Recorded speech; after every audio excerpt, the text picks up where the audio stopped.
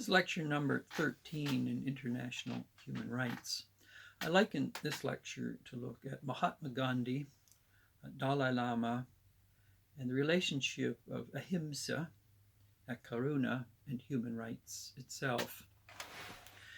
And so these key figures obviously were men who understood the nature of power politics, what people can do if they only think power rather than wisdom or insight, and they're grappling with how one lives a nonviolent way as much and as far as possible when engaging the larger, not just private issues or interpersonal, but the larger public, national, religious issues of their time. Both Gandhi and obviously the Dalai Lama, who is still living, certainly understood the nature of political tensions, conflict. They both have lived in the center of them. So I want to briefly touch on Gandhi, Dalai Lama, and their important notions of Ahimsa, Karuna, the Buddhist notion of compassion, and then the relationship of that to human rights. Mahatma Gandhi began as a young man in India, going to England to study law. He returns from his study of law fairly insecure, not feeling all that confident in the courts, and so his relatives suggested that he go to South Africa to get his feet on the ground, to build up some confidence, to engage some legal cases that would give him a sense of practicing in some minimal way what he had learned at the bar in England. And of course, going to South Africa at the time, in the early 20th century, he encountered various forms of emerging apartheid. And so blacks, colored, they were seen as marginal citizens. And Gandhi, in his own journey, was asked, as an East Indian, or a colored person, as they called them at that point in South Africa, he should not be in a train with white people in first class, and he was asked to get off the train at a certain station. It was out of that his conscience emerged in a substantive way. And the question then that he faced was obviously the terrible human rights situation in terms of a white dominant culture, particularly the Dutch Reformed that were in South Africa, which had collided again and again with the English whites over how South Africa should be run. But he, in his approach in engaging these, in one sense, painful and obviously tragic human rights situation in which the color of the skin determined your place in society, or as it were, the caste system or the class system in South Africa, there was one response to injustice. Initially, you try through the political process to bring change, but if the political process is already weighted against people, in this case, who were blacks and colored, and they could not participate in running the country in the same way as the whites, well, then the other reaction became, for many, a violent approach to opposing the dominant class that seemed to have all the power, and colored seemed to have no power. And so between one tradition, which was in power in running the country, and the major percentage of the people who were powerless, and the powerless who had no access to power, their only approach itself seemed to be violence and various forms of what the dominant class called terrorism, as is often the case when you can't get what you want through due process or diplomacy or law, then people resort to violence.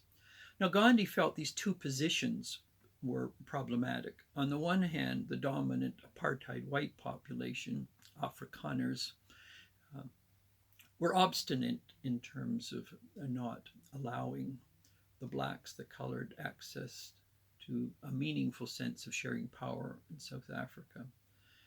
Gandhi identified with the victims, but he could not agree with their use of violence to get what they want. His approach was what is the best way to deal with structural injustice? Is it through an attempt to, in a revolutionary way, overthrow the government, Or is there a nonviolent way of challenging the oppressor? Gandhi was a young man at the time and probably the leading nonviolent thinker and activist in the world at that time. The most literate writer on the subject was Lev Tolstoy in Russia. Tolstoy was coming to the end of his life, but much of his particularly mid-late life writings on violence and nonviolence, drawing from the Beatitudes of the Bible, which Gandhi himself would pick up on, along with the Bhagavad Gita, a small, slim book out of the great Indian epic, the Mahabharata. He contacted Lev Tolstoy and he asked for Tolstoy's advice in terms of what would be the best way to challenge injustice in South Africa. And Tolstoy suggested, as he had done out of his own estate in Yasnaya Polyana in Russia, that he start from a grassroots level and build up communities of resistance, nonviolent communities of resistance.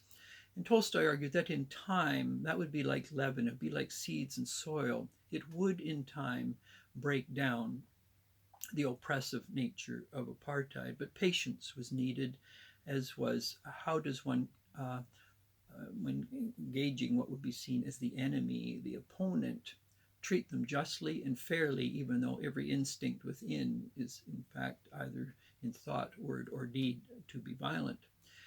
It was through Gandhi's letters with Lev Tolstoy. Tolstoy died shortly, but he started the Tolstoy community in South Africa. He was only there for a limited number of years, Gandhi was, but it was out of this his notion of Ahimsa, or nonviolent, emerged, shaped to some degree, as I mentioned, by the Beatitudes, the Sermon on the Mount in the Bible, his own Indian tradition, the Bhagavad Gita, and Tolstoy's voluminous writings, not only his short stories, his great novels like War and Peace and Anna Karenina and Resurrection, but also his prose that dealt with violence and nonviolence. Gandhi then left in time Africa, played his role in challenging apartheid, which later was to be dealt with, obviously, by people like Nelson Mandela or the great Anglican Bishop Tutu, who were front and center in that sense, building on the nonviolent tradition of Gandhi, their own Christian tradition, Tolstoy himself.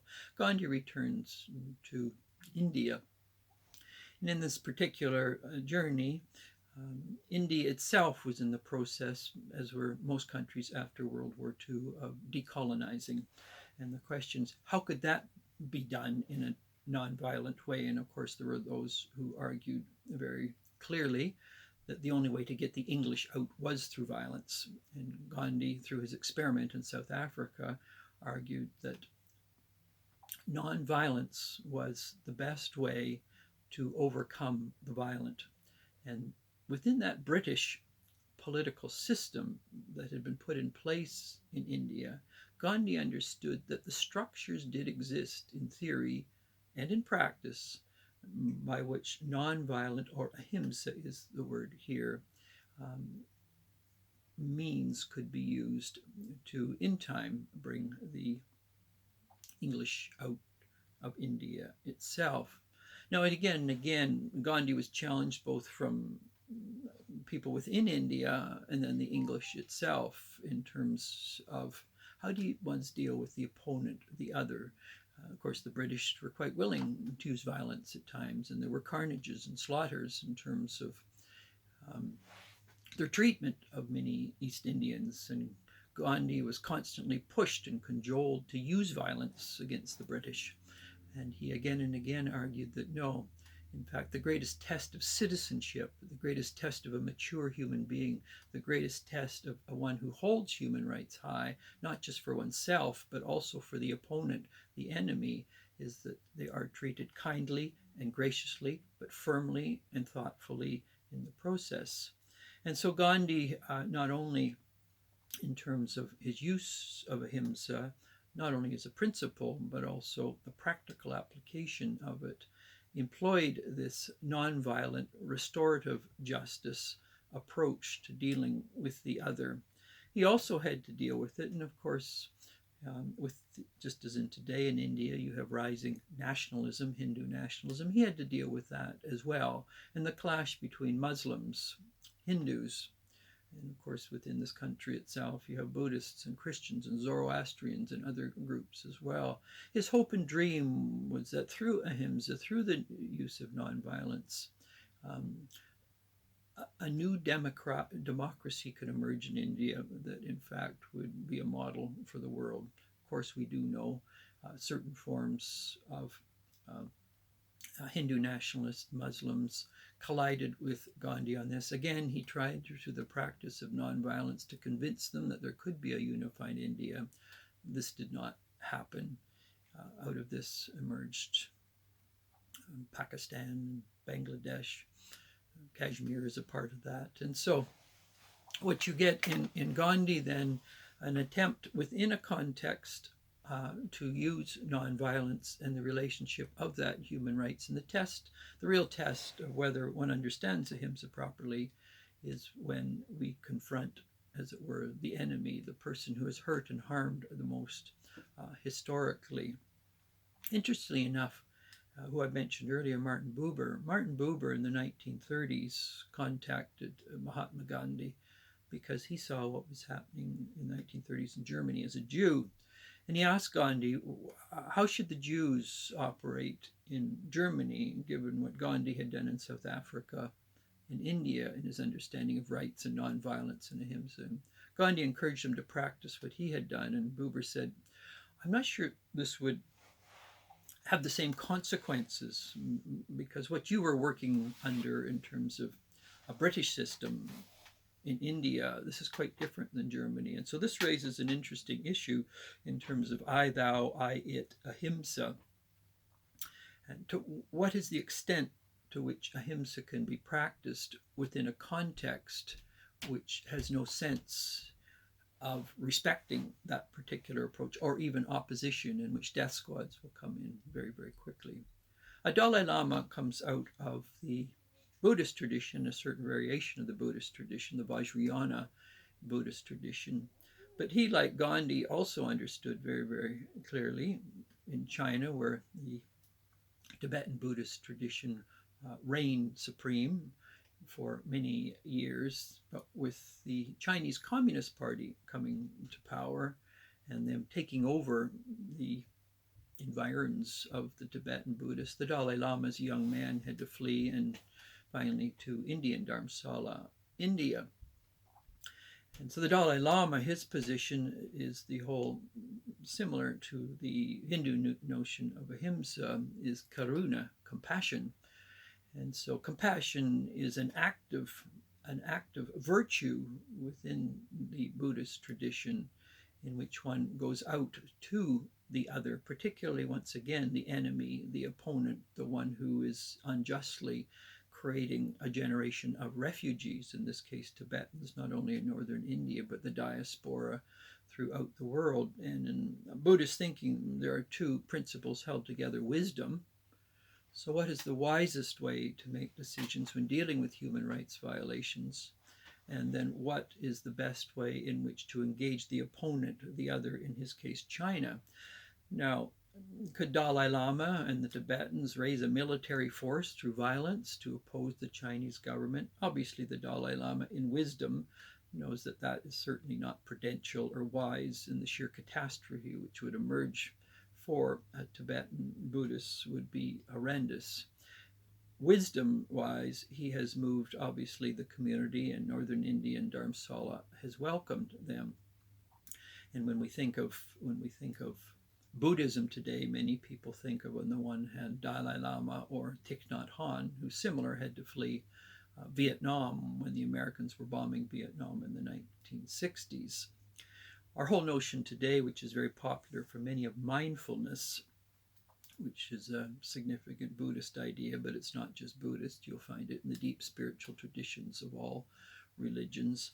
But mindfulness, the two elements that emerge from mindfulness, like branches on a tree, two great branches in that sense, are wisdom on the one hand and karuna, or compassion, on the other. So for the Dalai Lama, in his engagement with China. And of course, Dalai Lama has faced much opposition from within the Tibetan community itself for his, some would argue, his inadequate way of dealing with the Chinese. Some would argue, did he have really any choice in terms of how he's dealt with the Chinese? But yet, once again, the issue, just as with Gandhi, the Dalai Lama has had to face the dilemma of, unlike with Gandhi, even though with Gandhi, in fact, Gandhi was killed by a nationalist, but he, with Ahimsa, to some degree, the situation of decolonization of India could have been far worse if it wasn't for Gandhi, Rabindranath Tagore, another very important Indian thinker, Nehru to some degree. So the Dalai Lama himself, his notion of karuna or compassion, an act of empathy, particularly for the enemy, particularly for the oppressor, in this case China itself, does this often seem like a fool's errand? Why would one in any minimal way attempt to be empathetic or compassionate to those which have turned a whole generation of Tibetans into refugees and forced them to flee? And yet these notions of ahimsa and karuna, mindfulness, wisdom, compassion, what happens when they are totally nixed in the name of realism, when they are seen as a naive form of idealism? What happens to human rights in the process when eventually the decision is made that power politics is what it's all about, and all these other forms of idealized forms of treating the enemy, the opponent, the opposition, the oppressor? What happens when these desert and depart?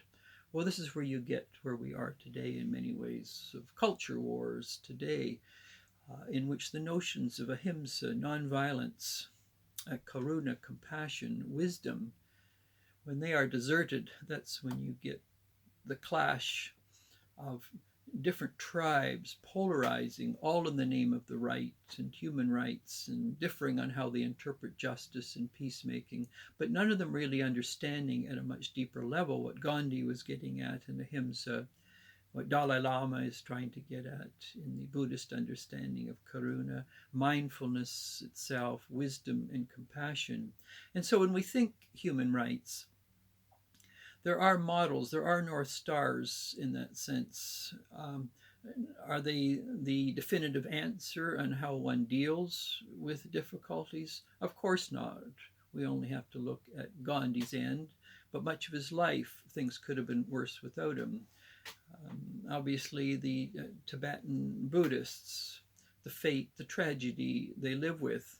But if the Dalai Lama had given in to Tibetan violence against the Chinese, what end would that have brought as well? And so these are always imperfect attempts to hold high human rights in a world in which realism and power are brought together, and in that sense attempt to define politics and human rights as really just the clash of power and the competing of power and the balance of power. And so Gandhi and Dalai Lama, their understandings of ahimsa, karuna, are very important to understand, at least in what they can add to the Western notion of human rights, for it is, to some degree, it was initiated by the West, but ideas of ahimsa and karuna are very important in how they can be brought together to make sense of the language of rights and the meaning of rights in a more meaningful manner.